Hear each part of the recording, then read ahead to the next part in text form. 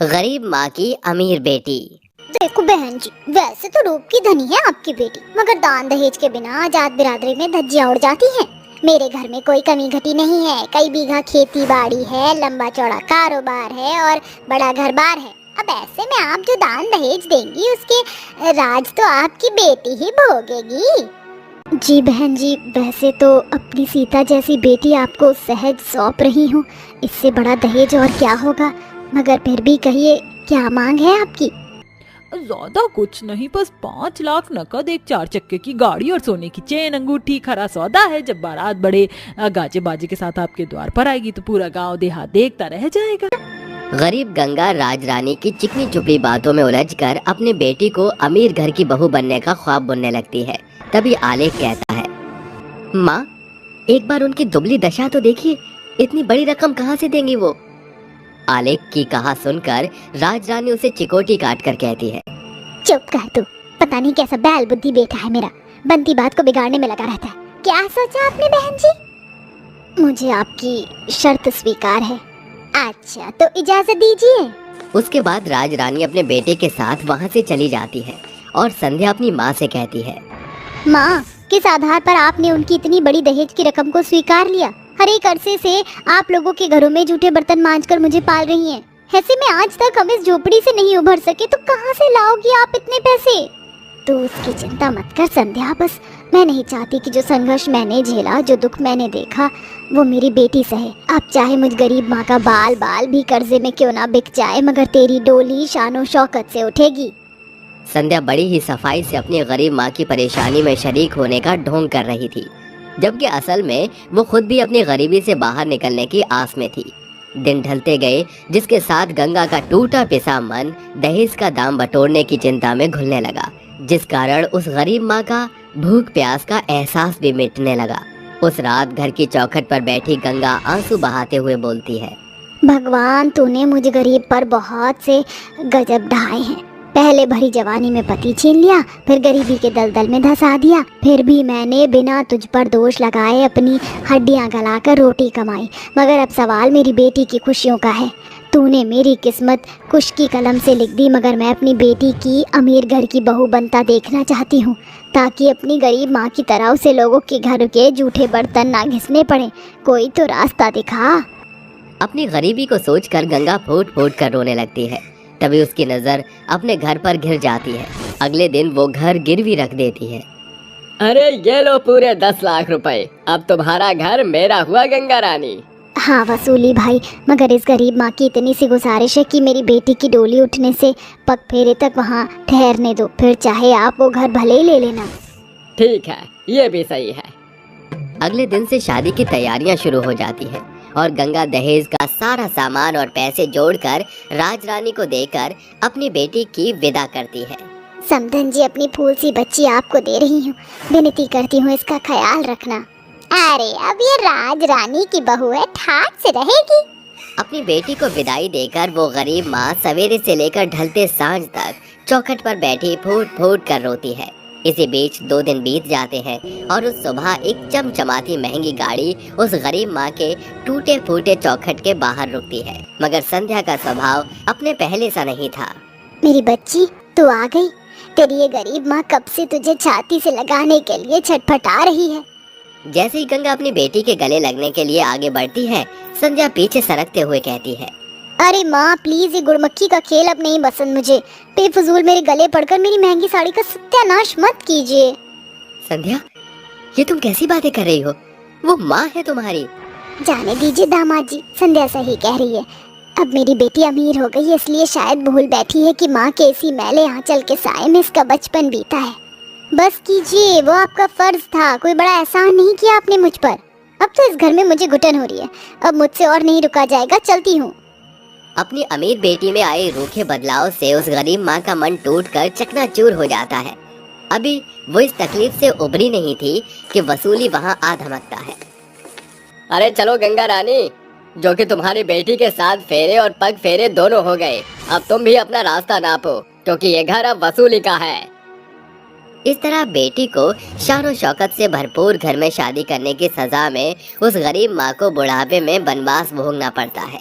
जब एक ही झटके में उसके सिर से छत छिन जाती है, जिस कारण गंगा को दर दर की ठोकरें खानी पड़ती है।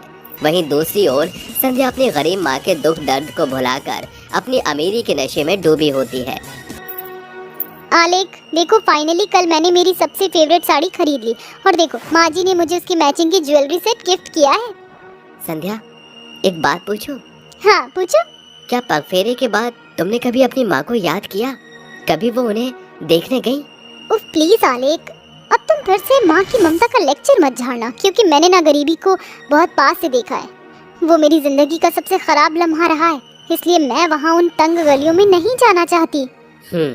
जानती हो संध्या, तुम्हें इस अमीर घर में ब्याहने की भरपाई उन्हें क्या कुछ खोकर चुकानी पड़ी है। उन्होंने भूखे रहकर पेट काट कर तुम्हारा पेट भरा, आराम करने की उम्र में लोगों के घरों में झूठे बर्तन धोकर तुम्हें पढ़ाया और तुम्हारी डोली उठने के बाद उनसे छत भी छिन गई। ये सुनकर संध्या के पैरों तले जमीन खिसक जाती है और वो घुटनों के बल जमीन पर बैठकर फूट फूट कर रोने लगती है। माँ ने मेरी खुशियों के लिए अपना सब कुछ लुटा दिया और मैं ये बलिदान देख ही ना सकी। इससे पहले कि बहुत देर हो जाए मुझे माँ को ढूंढना होगा। संध्या सुध बुध खोकर अपनी माँ को खोजने के लिए हर घर का दरवाजा खटखटाती है, मगर कहीं भी उसकी माँ नहीं मिलती। आलेख, मेरी माँ मुझसे रूठ गई है। माँ से कहो ना कि वो अपनी बेटी के साथ लुका छुपी का खेल ना खेले। संध्या, संभालो खुद को, सब कुछ भगवान पर छोड़ दो। अपने माँ से मिलने की ललक में लाचार हुई अमीर बेटी भूखी प्यासी रहकर अपने हाथों से खाना बनाकर उन्हें भिखारियों में बांटने के लिए मंदिर आती है। हे अम्बे माँ, सुना है पूत कपूत हो जाता है मगर माता को माता नहीं होती। आज ये बेटी तेरे आगे झोली फैलाकर विनती करती है, इस अभागी बदनसीब को मेरी माँ से मिला दे। अरे पता नहीं अम्मा, आज ना कोई बड़ी अमीर दादी अपनी माँ के मिलने की मन्नत से हम भिखारियों को खाना कपड़ा और पैसा बांट रही है। आप बस इसी सीढ़ी पर जमी रहना और जो खाना पैसा मिले बटोर लेना। अचानक गंगा की नजर सीढ़ियों से खाना बांटती जा रही अपनी अमीर बेटी पर पड़ जाती है, जिसकी आंखों से बहते आंसू चेहरे पर घुल रहे थे। ये देख वो गरीब माँ अपने तन पर ओढ़ी मैली चादर मुंह पर चढ़ा लेती है। तभी संध्या उसे देख लेती है। माँ, भगवान का शुक्र है तुम मुझे मिल गई। कहाँ कहाँ नहीं ढूंढा। बेटी का घर बसाने के लिए माँ का घर छूट गया। अपनी स्वार्थी बेटी को माफ कर दो माँ। घर चलो माँ। घर तो छिन गया बेटी, जो खोया है वो सब लौट आएगा माँ, चलो। उसके बाद गरीब गंगा अपनी बेटी के साथ घर लौट आती है। समय रहते संध्या को अपनी गरीब माँ के बलिदानों का एहसास हो जाता है और दर दर की ठोकरें खाने की बुरी यादों को भूलने में गंगा को एक अरसा लग जाता है। कड़वा कथन है, मगर एक गरीब माँ अपने बच्चों की फुलवारी सींचने में अपना जीवन झोंक देती है। फिर क्यों सयाने होकर वही बच्चे उस माँ के साथ चलने से कतराते और उसके साए से भागने लगते हैं। गरीब बहू के घर सेंटा क्लॉज। स्कूल की घंटी बजते ही रायना और रूही कंधे पर बस्ता टांगे बातें करते हुए घर की ओर बढ़ने लगती हैं। क्या बात है रायना दीदी, आज तो आप बड़ी खुश लग रही हैं। अरे क्यों ना हो खुश, कल से दिसंबर का महीना शुरू हो रहा है। तुझे तो पता है कि मैं साल भर सेंटा क्लॉज के आने का इंतजार करती हूँ। मेरा वो इंतजार दिसंबर के इन दिनों में खत्म हो जाता है। रायना दीदी, क्या सचमुच में सेंटा क्लॉज क्रिसमस पर आपको अपने हाथों से तोहफा देने आते हैं? अब बुद्धू बिल्कुल सच। हर साल क्रिसमस के दिन पहले सेंटा क्लॉज लाल रंग की एक चमकती हुई मखमली पोटली मेरे पिलो के नीचे रख जाते हैं, तो कभी बेड के नीचे और कभी दरवाजे पर। मैं तो इस इंतजार में हूँ कि इस साल क्रिसमस पर सेंटा क्लॉज मुझे तोहफे में क्या देंगे। रायना की बातें सुनकर 6 साल की बच्ची रूही की आंखों में भी सेंटा क्लॉज से मिलने वाले गिफ्ट की उम्मीद छिटकने लगती है। थोड़ी ही देर में वो दोनों घर आती हैं। रायना और रूही गंगा देवी की 2 पोती हैं, मगर दोनों चचेरी बहनों के बीच गरीब और अमीर घर की दीवार घिरी है। गंगा की बड़ी बहू जीविका ने कुछ साल पहले ही जमीन का बंटवारा करके अलग अलग घर बनाकर अपना पल्ला छुड़ा लिया, मगर मेघा ने सुकड़े सफर में अपनी सास पर छाई गरीबी की चादर को खुद पर ओढ़कर उसका साथ दिया। रूही हताश होकर घर में घुसती है, जहाँ सिलाई मशीन पर बैठी उसकी माँ मेघा कहती है, आ गई रूही। क्या बात है बेटी, तेरी सूरत इतनी बुझी बुझी सी क्यों है?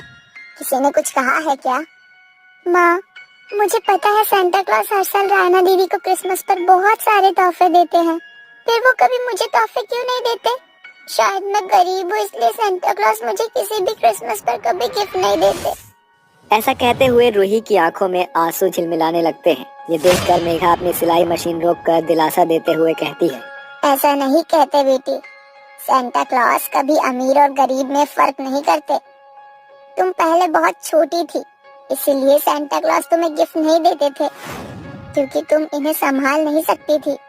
मगर अब मेरी रूही सयानी हो गई है, इसीलिए इस साल सेंटा क्लॉज तुम्हें क्रिसमस पर तोहफा देंगे।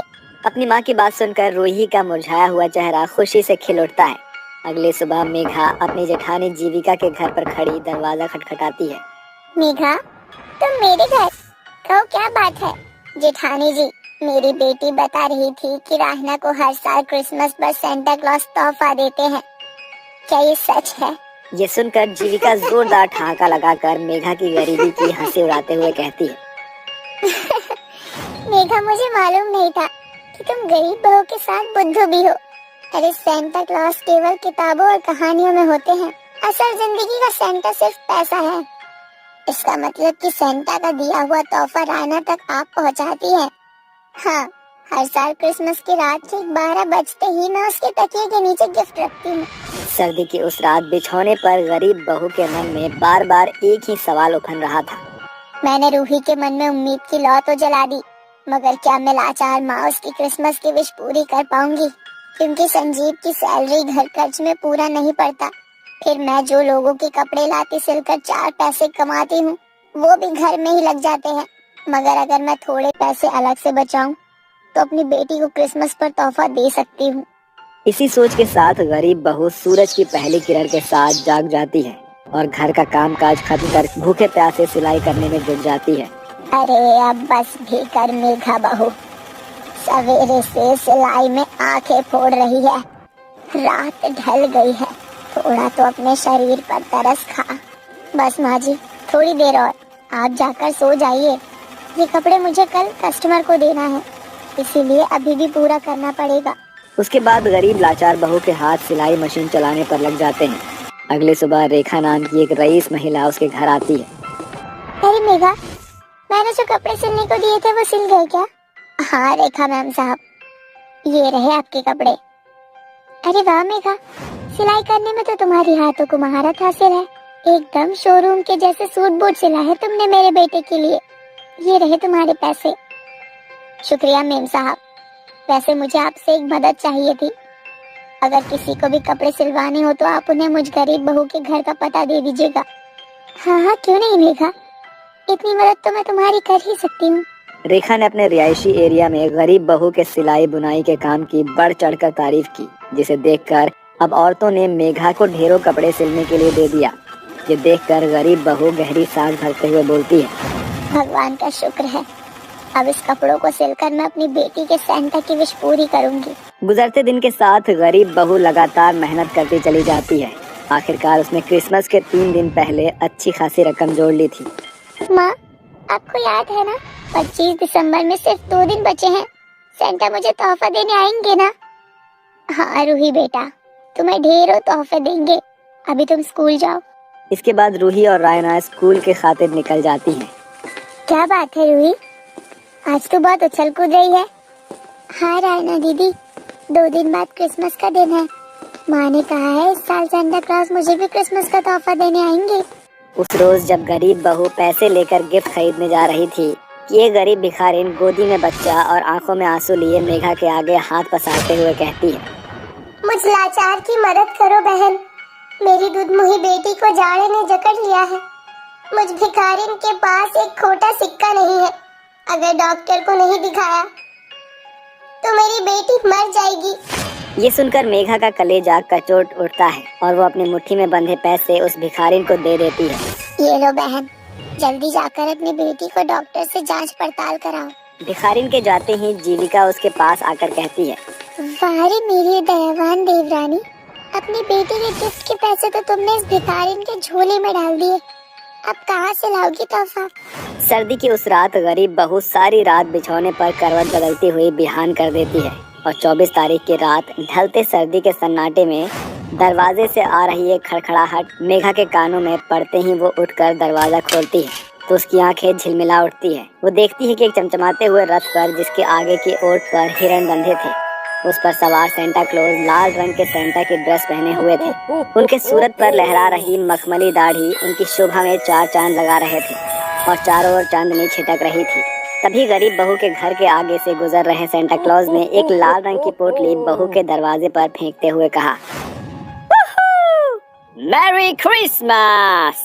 जैसे ही मेघा वो लाल मखमली पोटली खोलती है, उसमें सैकड़ों सोने के सिक्के चमक रहे थे, जिसे देखकर मेघा की आंखों से खुशी के आंसू बरस पड़ते हैं। अगली सुबह, माँ, क्या कल रात सेंटा क्लॉज क्रिसमस का तोहफा लेकर आए थे? बोलो ना माँ। नहीं रूही बेटी, वो सेंटा क्लॉज बाकी बच्चों को तोहफा बांटने दूसरे गांव गए हैं। तुम अभी स्कूल जाओ, तुम्हारे आने तक सेंटा तोहफा दे जाएंगे। नन्ही रूही आंखों से आस बांधकर स्कूल जाती है और मेघा सेंटा क्लॉज द्वारा दिए गए पोटली से एक सिक्का लेकर उसे सुनार को बेचकर अपनी बेटी की खातिर एक सुंदर सा फ्रॉक और ढेरों चॉकलेट लाकर उसके तकिए और बिछौने के नीचे रख देती है। दोपहर में रूही भागती हुई सीधे अपने कमरे में आकर जैसे ही बिस्तर और तकिया टटोलती है तो तोहफा देखकर वो खुशी से उछल पड़ती है। उरे, सेंटा क्लॉज ने मुझे भी तोहफा दिया है। उस पल खिड़की पर खड़ी गरीब बहू की आंखों से बहते आंसू सूखने का नाम नहीं ले रहे थे। आखिरकार सचमुच में सेंटा क्लॉज के कारण ही रूही का चेहरा खिल उठा था। इसी के साथ सेंटा क्लॉज की ये कहानी यही होती है।